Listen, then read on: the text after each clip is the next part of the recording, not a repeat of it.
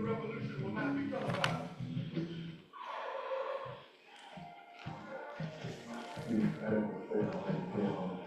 it is I'm going to work on, or I'm going to get on the camera, and after a while, statement out to the people with his work. And you do the same thing, Steve, so you're representing very well on the Malcolm all on the tribute. Now we're going to take some time right now to see Malcolm Bond in action right here on the BAF Commission Network.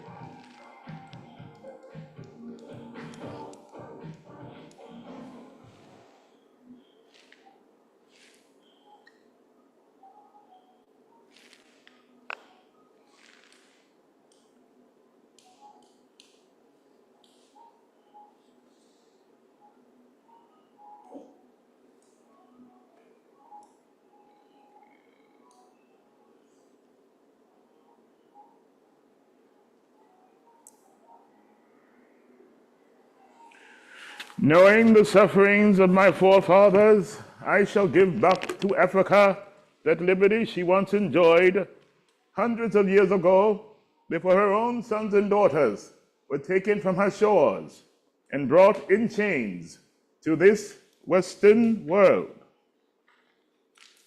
We did not come here of our own free will.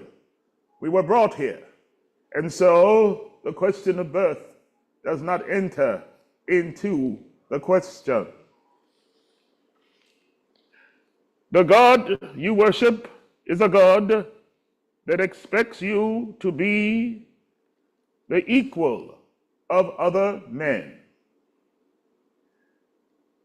Welcome everyone to Garvey Theater Thursdays here at the Kemet Club. I'm Arnold Penix, and I am the founder and CEO of Arnold Arts LLC and the workshop, Garvey Studios Talent Development. Our objective here at the Kemet Club is to carry out the mission statement for the Black Achievement Fund by providing artivism and the arts through this platform. And the Zoom network is a way to get it across to the people of the world. Marcus Garvey was about economic empowerment, and so not only will we be training actors and training performers in the discipline of character development using the Astro acting method, but we'll also be enlightening them for economic empowerment, which is what Garvey was all about. Garvey was about building economic empowerment. He was about creating ways for us to be self-sufficient and to build our own cities and towns and our own country, which was evident with the Back to Africa movement. The objective of what we're going to be doing today is that we're going to be dealing with the history of theater, and through the Negro Ensemble Company, which is I'm a member of, and an alumni of, I should say. And when I arrived in New York in the early 80s to work with Douglas Turner Ward and the whole company on 46th Street in the Actors Equity Building in New York City. I was a young neophyte, as they say, novice in the entertainment industry, but I had gotten discovered by Reverend Jesse Jackson to become a comedy writer for Saturday Night Live and his appearance as a guest host. So with that in mind, I was able to join the Negro Ensemble Company with a opportunity to become a sales marketing person for their season. And in that season, one of the plays was called A Soldier's Story, which went on to become a soldier's play, which went on to become the film, A Soldier's Story. And it starred a young Denzel Washington, a young Samuel L. Jackson, Charles Brown, Adolph Caesar, who reprised the role in the film. So I was amongst the greats learning as a young actor, and I am here to share that with you. Now, one thing about me is that I decided to create a new acting method for character development. I don't teach people how to act. I teach people how to develop a whole nother world as far as making choices as an actor to create a character that's not like of themselves. Even though you use yourself, your body is your instrument. You do use your body to communicate, just like a violinist plays his violin, a drummer plays his drum. But the only instrument that an actor has is his voice, his countenance, his presence, and his talent to communicate and to make others feel. All right? So what we're going to do is take this just like a whole history class from my beginnings at North Carolina A&T State University Professional Theater Department, and start with theater history. And I didn't like theater history. I have to tell you, Dr. Kilimanjaro was that, but you have to know the history of theater, which came from African rituals, to be honest, not the Greek tragedies and not all these other different types of styles, but it all came from the original melanated people. And ritualistic theater came from Africa. So the first theater was from Africa. But we're going to take a look at the history of the premier company, the Negro Ensemble Company, founded by Douglas Turner Ward, Robert Hooks, and Gerald Crone. So take a look, and then this is our theater history segment for Garvey Theater Thursdays.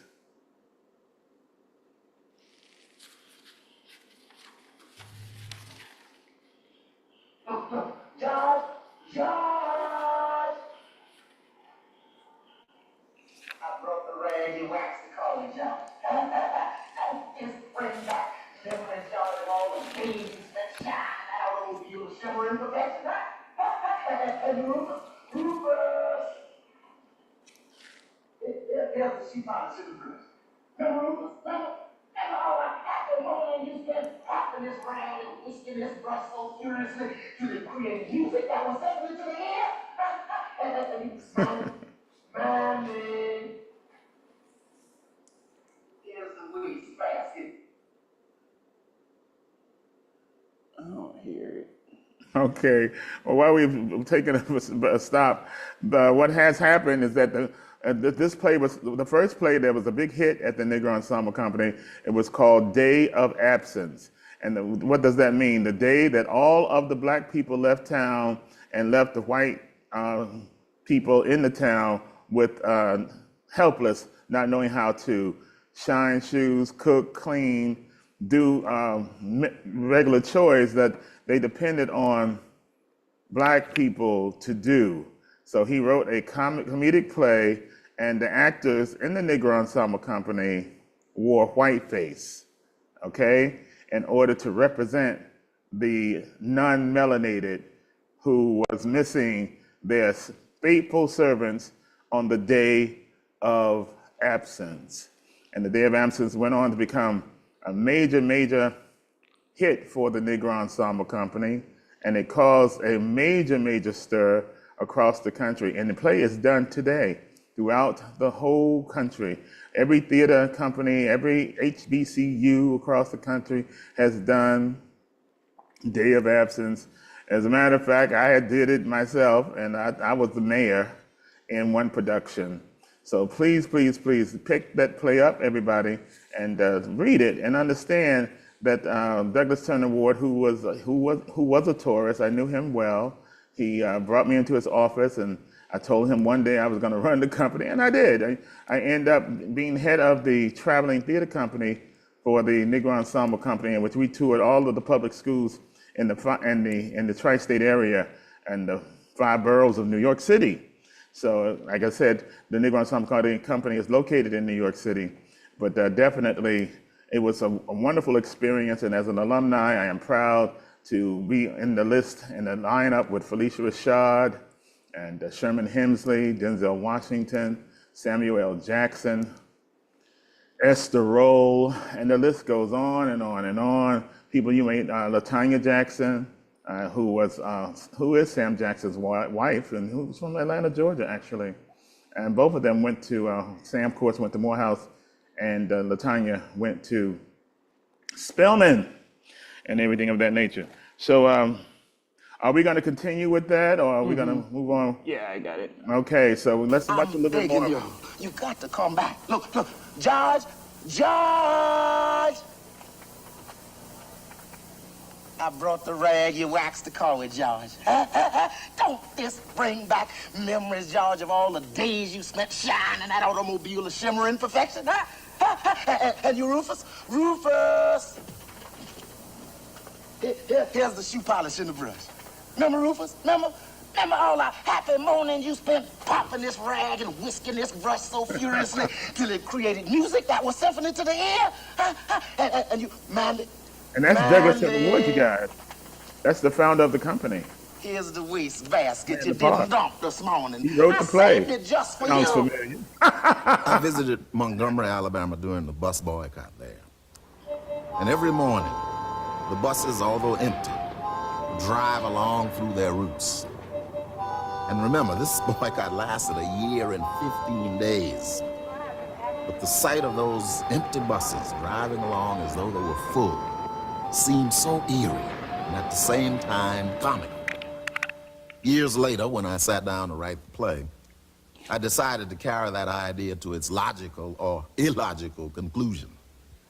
Day of Absence was both controversial and successful. It ran for 504 performances in New York and was broadcast nationally on PBS, though many southern stations refused to carry it. The play also won recognition for Ward, including the Drama Desk Award for Writing and an Obie Award for Acting. He was then invited by the New York Times to write an article on the condition of black artists in American theater. The article became a manifesto for the establishment of a black theater company. Doug Ward's essay came out in the Times. I called him in. I had seen Happy Ending and Day of Absence. He brought in Robert Hooks, a black actor, and Gerald Crone, an off-Broadway white administrator who had been producing the double bill of Ward's plays at the St. Mark's. And we started talking.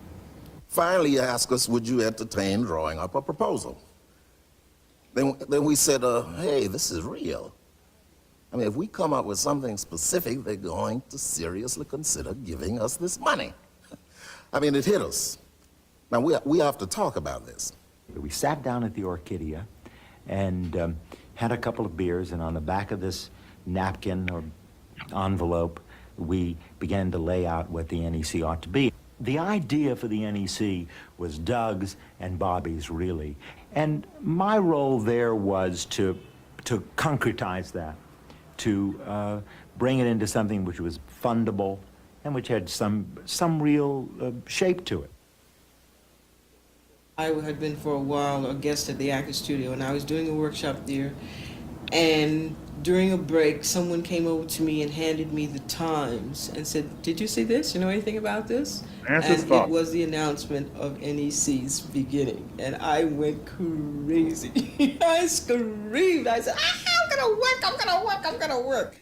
I remember Roz Cash just bubbling, just sitting there bubbling. She says, Eddie, this house, we got our own theater, you know? It was high excitement. You were high every day. Florida. Looking forward to it. And nobody had to say twice, it's time to go to work. The Negro Ensemble Company was incorporated in April 1967. Its founders were determined to establish a complete theatrical institution as soon as possible. The need for this had been there for so long, and there had been so much talk about theaters of this sort and about what they ought to be, that we decided that the very best thing that we could do would be to make this a concrete reality as quickly as possible, to get it going, not to spend a lot of time thinking and dealing and sorting out and a lot of administrative stuff. The thing was to do it, finally to do it. A theater was found, the St. Mark's Playhouse, where Day of Absence had fared so well. The resident company was chosen. Directors and designers were engaged. Instructors were hired for the free actors, directors, and playwrights workshops, and a theatrical crafts apprenticeship program was set up. By September, it was all ready to go. The first play was to be The Song of the Lusitanian Bogey. Written by German playwright Peter Weiss, the play related in Weiss's highly theatrical manner the story of the Portuguese colonization of West Africa. Okay, so we're going to stop it there. and everything. It gives me chills every time I play this, but it's necessary for you to know from which shoulders that you stand. Okay? And so here at the Kemet Club, Garvey Studios Talent Development Workshop is in alignment with the Negro Ensemble Company, and we'll be doing the same thing with our Theater for the Formerly Incarcerated and our NAM Performing Activist Program, and all of the different components that we'll be utilizing here and the whole area of East Point, Georgia, which will become the backlot for Garvey Studios. So I'm excited about all of that. So let's get down to business. In order to be a craftsman and an artist, you can't let things stir you. You have to learn not to react to everything that comes at you, because everyday life is lifing, and people come at you in all different ways, unexpectedly. And what you have to do is to be trained and controlled enough not to allow that to put a chink in your armor. And that's a lot of hard work. That's not easy to do, since people want to defend themselves and when they feel put upon. But the training you'll get here at Garvey Studios Talent Development Workshop will allow you to learn not to react, but to process and find a solution and to work the problem out instead of reacting to everything that people say to you. And that's a technique you have to learn. So we're going to watch Silva. The Silva method, I think, is the best method to use to manifest and bring your dreams to fruition. And we need to have that type of mindset in order to be an artist.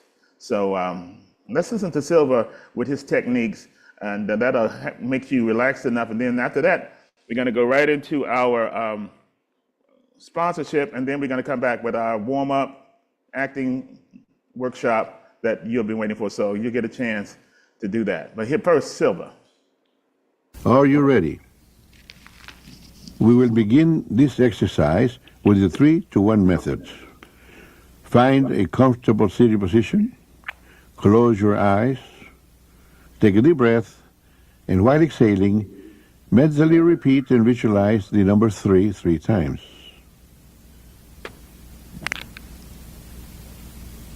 Take another deep breath, and while exhaling, mentally repeat and visualize the number 2 3 times.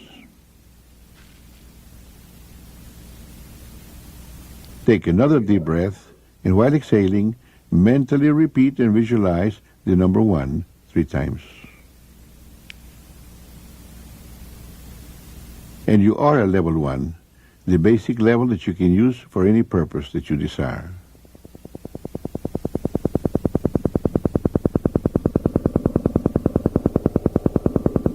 Here now, we're going to help you learn to enter the physical relaxation level 3. To help you learn to relax physically at level 3, I'm going to direct your attention to different parts of your body. Relax your scalp. Relax your forehead. Relax your eyes. Relax your face. Relax your throat. Relax your shoulders. Relax your chest, externally and internally. Relax your abdominal area, externally and internally. Relax your thighs. Relax your knees. Relax your calves. Relax your feet. You are now at a deeper, healthier level of mind, deeper than before. This is your physical relaxation level 3. Whenever you mentally repeat and visualize the number 3, your body will relax as completely as you are now, and more so every time you practice. To enter mental relaxation level 2, mentally repeat and visualize the number 2 several times. And you are at level 2, a deeper level than 3. Level 2 is for mental relaxation, where noises will not distract you. Instead, noises will help you to relax more and more.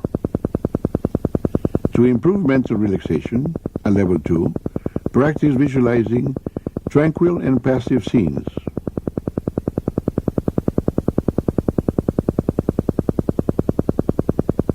To enter the basic plane level 1, mentally repeat and visualize the number 1 several times.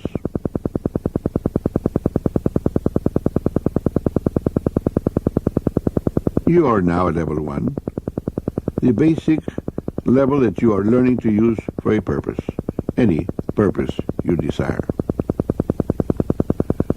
To enter deeper, healthier levels of mind, practice with the countdown deepening exercises. To deepen, count downward from 25 to 1, or from 50 to 1, or from 100 to 1. When you reach the count of 1, you will have reached a deeper, healthier level of mind, deeper than before. You will always have full control and complete dominion over your senses and faculties at all levels of the mind, including the outer conscious level.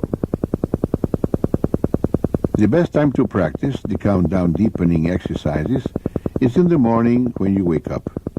Remain in bed for at least 5 minutes practicing the countdown deepening exercises. The second best time to practice is at night, when you are ready to retire. The third best time to practice is at noon after lunch. 5 minutes of practice is good, 10 minutes is very good, 15 minutes is excellent. To practice once a day is good, 2 times a day is very good, and 3 times a day is excellent. If you have a health problem, practice for 15 minutes 3 times a day. To come out of any level of the mind, mentally count to yourself from 1 to 5 and tell yourself that at the count of 5, you will open your eyes, be wide awake, feeling fine and in perfect health, feeling better than before. Then proceed to count slowly from 1 to 2, then to 3, and at the count of 3, mentally remind yourself that at the count of 5, you will open your eyes, be wide awake, feeling fine and in perfect health, feeling better than before. Proceed to count slowly to 4, then 5, at the count of 5, and with your eyes open, mentally tell yourself, I am wide awake, feeling fine. I am wide awake, we are wide awake, and we are wide awake. What a wonderful technique. I do this in the morning, and like he said, you can do it 3 times a day, at morning, noon, or in the evening before you go to bed. But this is a relaxation technique that can help you reduce all stress in your life. And you have to be stress-free in order to be an artist, because anytime an artist is tense and not stress-free, the work and the art that he has or she has to produce suffers. Okay, so we're going to take a little break and see from our sponsor, the Envision You. David Emanitier has a message for you that can help you empower yourself at the same time to be wealthy and healthy. Envision You with David. Alive. And you say, well, David, why do you call the products alive? Well, because I know there's so many people around the world that are just living. Very few people wake up every single day alive, ready to actually win the day. That's what our products are designed to do: revive, replenish, and renew the body. And it all starts with our superfood juices, ladies and gentlemen. I absolutely fell in love with it the very first time I sampled it. Our manufacturers actually sent me samples, and I said, man, this is a winner. And then when they told me what was actually in the product, I knew that we had a home run. Well, ladies and gentlemen, look at this. All the ingredients here, spirulina, aloe vera, cinnamon bark extract, and ginger root, and green tea, and maca root, right? Some people call that the marriage counselor. This is an incredible product that we have in 2 different flavors, apple beach cherry, along with apple cinnamon. And ladies and gentlemen, all you need to do is take a shot in the morning and take a shot in the afternoon. Now, if you really want the whole regimen that we have, you want to actually step into the world of the skin and beauty product that we have called Alive Skin and Beauty. This is a collagen product that literally impacts the body on a whole nother level when it comes to your hair growth and nail growth and helping out your joints and those bones. Your body needs collagen, but we found a way to actually make collagen taste great. Now, just a moment ago, I actually tried something that I'm going to share with you that absolutely blew me away. I tried the Skin and Beauty, the Apple Beach Cherry, and yes, our matcha. You're going to see that later on in the presentation. But ladies and gentlemen, we stepped into recently the world of coffee. And I got involved in the coffee industry years ago. And people say, well, man, you're crazy. I mean, why would you do coffee, right? And I said, well, it's 2.2 billion cups of coffee are consumed every single day. You're talking about the most traded commodity in the world next to oil, the most consumed beverage in the world next to water. Ladies and gentlemen, this is not going anywhere. Whether you're involved in the coffee business or not, people are going to spend money. They're going to spend $3, $4, $5, $6, $7 for a cup of coffee. So why not provide that demand that's already out there in the marketplace? And we found a way to actually make it healthy.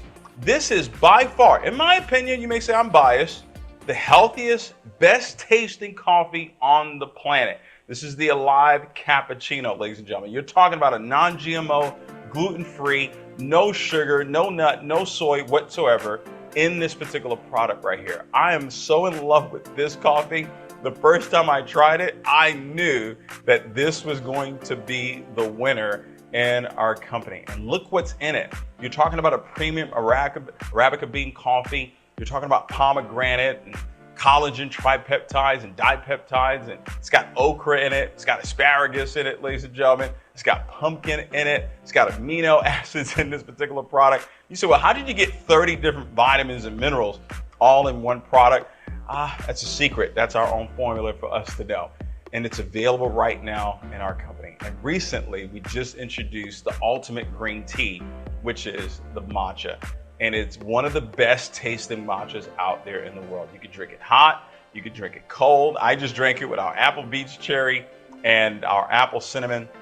Absolutely incredible. Look at all the ingredients that are in here. It's helped people when it comes to their weight loss journey, giving them energy, clarity, focus.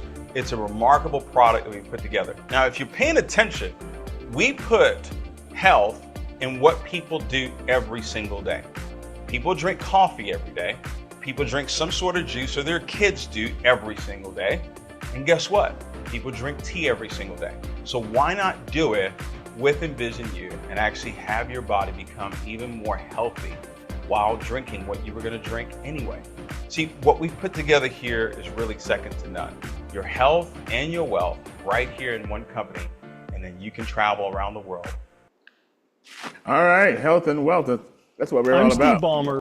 So right now, this is your chance to get healthier and wealthier, and we're gonna get up on your feet, and we're gonna bring in our motivator, a host of master motivators, Julian Gordon, King Julian, we call him, and he's gonna motivate you to get up on your feet and get moving, and then we're gonna go through some tongue twisters and some vocal exercises, and then we're gonna do some scene analysis. So welcome, Julian, to Mr. Motivators, now to Garvey Studios.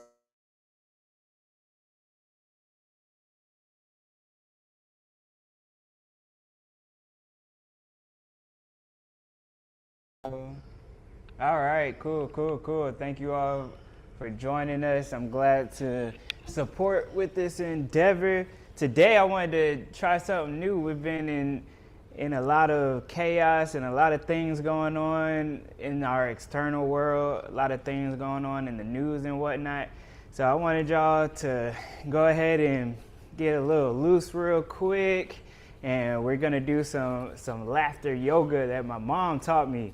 So Okay. so today, Well, I'm laughing. I like laughing. exactly. So we're gonna do ha ha ha ha ha, he he, ho ho ho ho ho, and hey hey hey hey hey. All right, ha ha ha ha ha, he, ho ho ho ho ho, hey hey hey hey hey, ha ha ha ha ha, he, ho ho ho ho ho, hey hey hey hey hey. All right, let's slow it down. laughing All for right, we real. already feeling good. All right, so it's ha ha ha ha ha, he, ho ho ho ho ho, hey hey hey hey hey. Hey. It feels good when you get Oh, your body loose with it too. That's Feels right. real good when you get ready for I love the it. for the stage. Then it gets your energy flowing, gets your endorphins triggering, and it's real good because it works your belly, so it gives you a workout Okay. while you're stimulating your entire body, and it's giving you a workout. It's making you naturally laugh and smile. So it actually forces your body to go through the motions, and your okay. body doesn't know whether it's a fake laugh or a real laugh. So even when you're putting that energy out, it gives you a positive feedback and actually makes And your it body actually heals you. It heals you. Exactly. Yeah, laughter is healing. exactly. Yeah, laughter is healing. All right, so last time, all right, so it's ha, he, ho, hey, all right? 1, 2, ready, hand, ha, ha, ha, ha, ha, he, ho, ho, ho, ho, ho, hey, hey, hey, hey, hey, ha, ha, ha, ha, ha, he, ho, ho, ho, ho, ho, hey, hey, hey, hey, hey, ha, ha, ha, ha, ha, he, ho, ho, ho, ho, ho, hey, hey, hey, hey, hey. See, how does that feel? That feels wonderful. I feel like Santa Claus. Soul Santa here. I'm taking bookings right now. I'm the Soul Santa, Kwanzaa King, basically. I'm the Kwanzaa King for the holiday season. Right, which I wonder why he says ho ho ho ho. You know what's the point of that? Where did that come from? Now we know a reason why. It cause people to be happy Right. and less stressful. Right. So that's he was giving us yoga and we didn't even know it. How about that? Where's my milk and cookies? Right. Okay. So let's do some tongue twisters, okay? Yeah. You know, it's a big problem in Jamaica with the weather. So I'm just gonna stick with the weather tongue twister today. Is whether the weather is cold or whether the weather is hot. We'll be together, whatever the weather, whether you like it or not. And we're with you, Jamaica. Whatever the weather, we're with you, whether you like it or not. And I know you love it. I gotta do that mouth thing, that laughing got my muscles Exactly. tight. But Now first, I before gotta we do do our my- tongue, we're gonna do our lip thing. We're gonna poke your lips out and hold it. That way, it gives you the strength to do the tongue twisters. So this is what you do. Your lip, it's called lip ups. Lip up. Hold it. Breathe now. Breathe through your nose. You can. Just hold it till it becomes tight.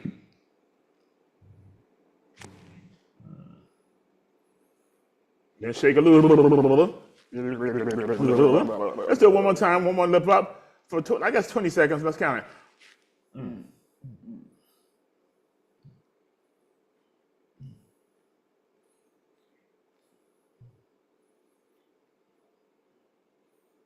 20. Shake it loose. Okay. Whether the weather is cold or whether the weather is hot, we'll be together whatever the weather, whether you like it or not. Let's go. whether the weather is cold or whether the weather is hot. We'll be together whatever the weather, whether you like it or not. Okay? Next one is red leather, yellow leather. Red leather, yellow leather. Red leather, yellow leather. Again, red leather, yellow leather. And then, of course, there's the S's. She sells seashells by the seashore. She sells seashells by the seashore. Again, she sells seashells by the seashore. Now, this is interesting because this morning on the bus here to the studio, I was listening to dialects. And when I say dialects, I was listening to the area Atlanteans speaking. And I realized while I was sitting on the bus that Mr. Brown from Tyler Perry's Meet the Brown was very authentic in his portrayal of Mr. Brown, because I heard so many Mr. Browns this morning speaking for show. For show, I heard it for show. And I'm like, oh, wow, this region of Atlanta, even from that show, Meet the Pains, Tyler Perry was very authentic. The people looked like the people who lived here in Atlanta, the Pains, and then of course Meet the Browns. Mr. Brown was a typical archetype of the language that was spoken and the dialect that was spoken here in Atlanta. So the actor who played Mr. Brown is a Shakespearean trained actor, and to see him personify that character was amazing, and to hear where he did his research, because what you have to do as an actor, as one training, is observation.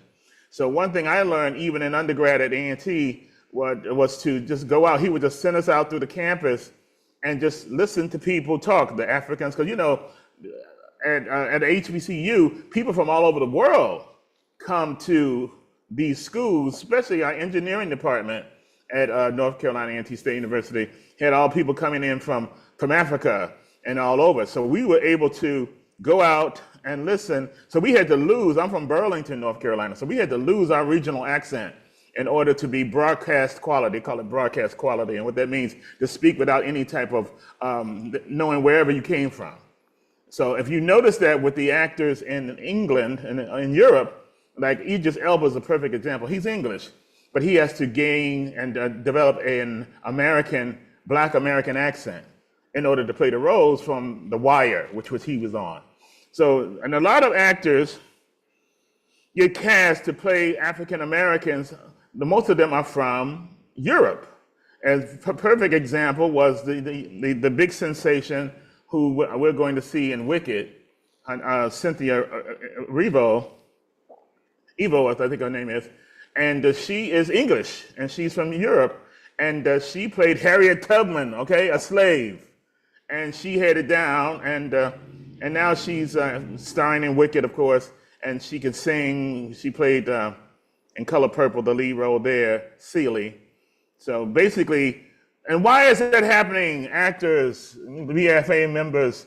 Why is that happening? Is because discipline and consistency is the key to success. Even though, and I give you an example, then we're going to go on with the rest of the scene analysis. I cast an actor to play Tupac Shakur, my first Tupac Shakur actor. He was actually born on the same day as Tupac Shakur. And he was a terror. You understand? He was. And I had to, do all types of stuff to get him ready and everything. But he was so real that it was too real. Okay? Even though I portray Marcus Garvey, my accent is not as thick as his, because people have to understand what I am saying in the theater. And the people in Jamaica, when he spoke naturally, they knew exactly what he was saying in Jamaica. But when you're dealing with all types of audiences and you want to reach, you have to have a hint of that dialect, but at the same time, make sure you're communicating to the people, to the audience, so they can connect with what he is saying. So I focused on the timbre of his voice. I focused on certain things, gestures, and the way he held his mouth. But at the same time, I had to make sure people understood me. And that leads us into our script analysis. Now, King Julian is playing the role of the soldier. And I gave him an assignment. Now, even though the Astro method, we know Garvey was a Leo. That's why he has the plumes, and Leo has to be seen and be striking. And then Leo is very commanding. They are leaders. And Marcus Garvey was born on the 17th. 1 and 7 is 8, which is ruled by the planet Saturn, okay, which is Capricorn. And he was very, very authoritative, very fatherly, because he was born on the 17th, which adds up to the number 8, which is Capricorn. And Capricorns are the fathers of the zodiac. Even the women are very, very authoritative and masculine. So him being a Capricorn, him being an 8 and a Leo was very interesting combination. So he had the whole thing of being the center of attention and being the leader and protector of the pride, because what is the lion? The lion is the protector of the whole pride in Africa. So he created this organization in alignment called the UNIA, the Universal Negro Improvement Association. And what was he concerned about? He was concerned about what? Black pride. He was head of the pride, like a lion, okay? This is the hat represented his mane, all right? Like a lion. And he was very, very authoritative and the leader in what my way or the trail way. That's what happens. Same thing with the number, with his numerology number, is the fact that he's born on the 17th, which gives him the number 8, which is ruled by Saturn, which rules Capricorn. So he knew how to do what? Make money with the stock certificate, the Black Star Line.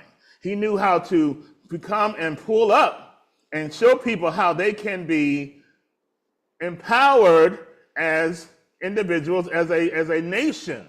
And that's what happened with the Black Star Line.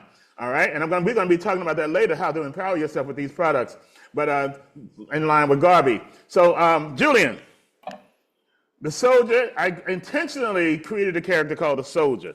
I didn't give him a name or anything, because I knew each actor who played him can make him his own, because what that does, the Universal Negro Improvement Association is like the UNIA, I guess the fruit of Islam.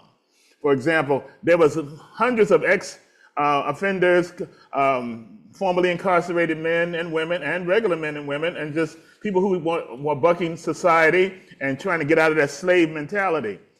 So they joined the UNIA. So this character is called just the soldier. And in the play, the soldier has a mishap. What the script says that the soldier was to the point that he was very, very on point, to the point wanted to be perfect. What zodiac sign is like that? Well, I say Virgo, to the point that the scene talks about him not going to relieve himself in the bathroom. Now, anybody who would stand up there and just hold it as long as they can is an extreme personality. So it could be a Virgo, it could be Scorpio, which is extreme, that they can hold it, so they couldn't just hold it, so he had to go run to the facilities, and then there's a mishap with an assassination attempt in the scene. We've read the scene a few times in this training, so if you want to go back to past workshops on the BAF Solutions Network, please feel free to do that. And so, but we want to know who this soldier is. And he makes another comment about women in the piece, in the scene. So we want to know from Julian, what's his take on what his characterization, and why would this character, based on the dialogue, based on the scene, how would he make his choice, and who is this person called the soldier? So Julian, what's your take on this character, the soldier, which you've been working on? Yeah, so I was thinking that the character of the soldier would be a friend of Garvey's. It seems like if you were able to go up the ranks and actually be the right-hand man of Garvey, then you should have some background with Garvey.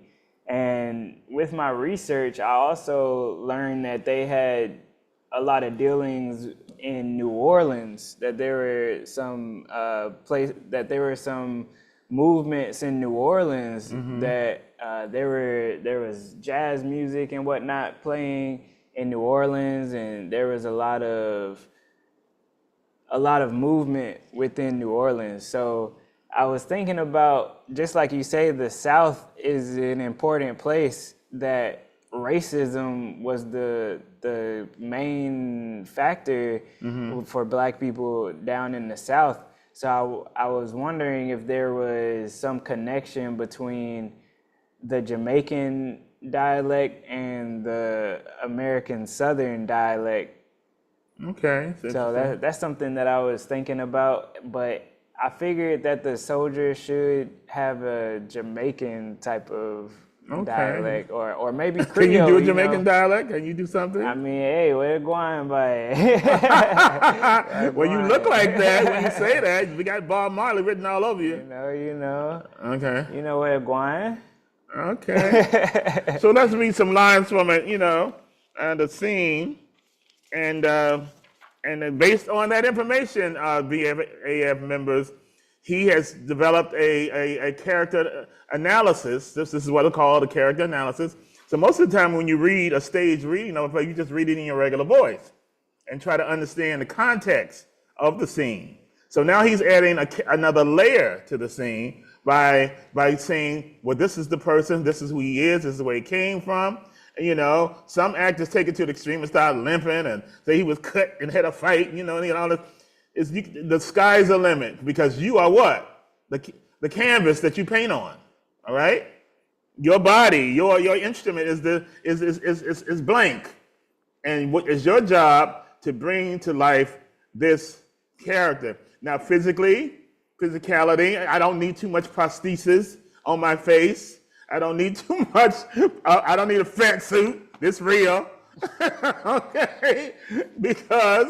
So I'm cast tight for this character. But some actors would go to the extreme of adding a fat suit on. Well, Eddie Murphy is perfect. One of my soulmates, April 3rd. Eddie Murphy is a perfect example. Okay, so let's take a scene. Because we're almost closing out of our session, so I want to definitely get this going. So he's just going to read his lines in the character that he has started to develop, okay? You don't have to worry about people talking back to you. Just take each line that you say and just interpret it as this person. How old is he? How old is he, you think? I figured in his 40s. Okay. To have some rank, you got to be at least in your 40s. Okay, if that's what your choice is, yeah. Okay. And I allow that, I just put soldier, and I allow each actor who takes on this role, he could be young, he can be in his 20s, he could be in his 30s, he could be in his 40s, he could be older if that's the actor's choice. So it's no type of restriction on this particular character, because everybody wanted to be a part of this movement, okay? Mm-hmm. All right, so here's the script, and so we're going to take each line at a time. And like I said, you're watching the BAF Solutions Network, Garvey Theater Thursdays. This is the Garvey Studios Talent Development Workshop, and we're working right now, everybody. So, Julian. Are you okay, General? Okay, are you okay, General? Okay. How could something like this happen? I've been at my post all day. I only left to relieve myself. Okay. You should. Okay. You are just a woman. What right have you to speak to me in this tone? Okay, let's talk about that. He said, then you see how that read differently, how that came out differently? Yeah. It's a whole different thing. Facts. It's a whole different thing, because you understand who he is, and that was very believable. You see how believable that was? It's the flow, like, instead of saying what, even in English, we don't really say what right have you. Right. We would say, how do you have the right to speak to me in this tone? Something like that. So even when I was reading it in English, it didn't even really flow. No, because you were just reading. Because what right have you to speak to me in this tone? It's not the same as like, what right have you to speak to me in this tone? Because they're coming from a character now. Right. So that you're just reading it. Yeah. It's a difference, and that's the job of the actor. The playwright, I know what I wrote. Right. I know what it's supposed to, I know it. So I'm looking for somebody to come in with something I have never seen before and take that and go, be an artist and just come up with some shit. I mean, excuse me. Bleep, bleep. You're going to be bleeped out. Now y'all know. Now you know who I really am. But you know what? But that's how directors talk, and that's how coaches talk. And because I want to keep it real, and keep it real, and it's not anything proper or anything like fake. I'm real as real can be, and black as black can be, as I say in one of my sketches. But definitely, so keep continue. Yes, General. I will not be spoken to in this way. When did African women become equal to the African men? This is not the custom in Africa. I am in agreement, my general. The loss of your life would have been a major tragedy. Yeah, he really feels that because he really believes in the movement. And they came from another place. You understand? I am in fault, my general. I ask forgiveness, my queen. Okay. I shall return to my post and will let you know when I have a nature call. And what's a nature call? Let me know when I gotta pee. And this excites. Now, now it makes sense for her to say, you don't have to let us know when you have a call from nature, because she's okay, nature call, okay. Okay, so I want to see what your nature look like. Matter of fact, I want to see your nature rise. Oh, okay. And that's where, and then his character would be a ladies' man, because that's very, very rampant in Jamaica. Is that correct? Right. Okay, men are expected in Jamaica to be the men who are hot for their woman, right? And it's frowned, and any other persuasion is what? Frowned upon in Jamaica. Even though it happens and it's there, every Jamaican man, even if he's doing the other thing, has 4 or 5 different women. He has to, in order to keep up appearances, in order to survive in their culture. So a woman will not speak based on your characterization and analysis. We believe you that this is like this is unbelievable. I can't believe I done been you know what I would do to you if you came at me like that in Jamaica. Do you know what I would do to you? And then he said, okay. And she said, well, and then she gives in her mind, all right, well, do it to me. Okay. Behind Garvey's back. So that's when the whole infidelity seed is planted. So, but like I said, you have been reading the scene for a long time. And now it reads totally different to you now, doesn't it? Yeah, it's different. Even earlier today, we were talking about the difference between Haitian Creole and St. Croix Creole. Yeah, so many differences. Patois. So some of the ways that we say things, just like I was saying, what right have you to speak to me? It doesn't fit in English. No. Or maybe in Old English, which they got taught. It fits in English, but you're reading it like American English. That's not even our language anyway. Exactly. It's not even our language anyway. So we are speaking in a European tone because that's how we had to write it. Okay? If I could write it, that's why Ebonics came in. I could have written it just like he would say it. Okay? But then no one else would be able to read it. To produce the play, because we hadn't been trained in our own Ebonics, our own way of writing our language, our culture. We were taught by reading, writing, arithmetic, taught the non-melanated way of doing it in this country, okay? And to be an actor, you can't do that, because you're playing character, not words. The words, this is just the blueprint. It's just the blueprint, everyone. Well, that's our time, everybody. This is Garvey Theater Thursdays. And we had a wonderful workshop. Please check it out and everything. We're going to leave with a commercial and everything, but that's how we're going to do it. See you next time on Garvey Theater Thursdays. And support the Black Achievement Fund. We got a big campaign going on, everybody. And to go to the Envision U websites and go to YouTube and check out the compensation plan so you can empower yourself and with Black pride and economic health and wealth. This is Arnold Penix signing out. And King Julian is with me. Great job, King Julian. See you next time on Garvey Theater Thursdays. Up, ye mighty race. Not be televised. I like to say I meditate on what it is I'm going to work on, or I meditate on the canvas, and after a while, statements out to the people through his work, and you do the same thing, Q. So you're representing very well here on being the Malcolm Jamal Warner tribute. Now we're going to take some time right now to see Malcolm Jamal in action right here on the BAF Solutions Network.